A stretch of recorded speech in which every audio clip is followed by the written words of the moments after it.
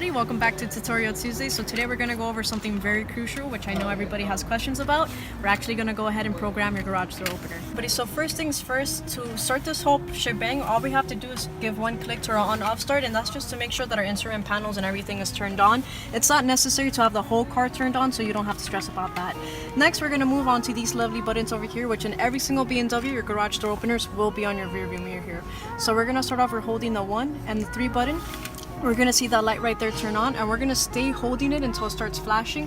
I personally like to stay holding until it's done flashing.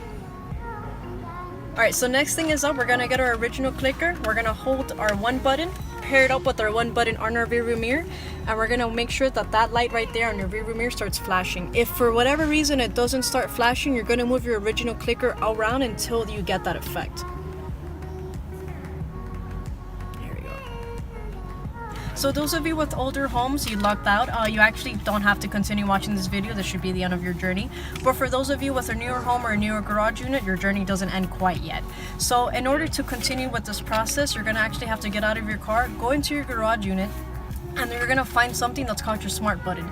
That smart button you're going to have to press and hold down. There should actually be a list of instructions within your unit there in case you do have any questions with that.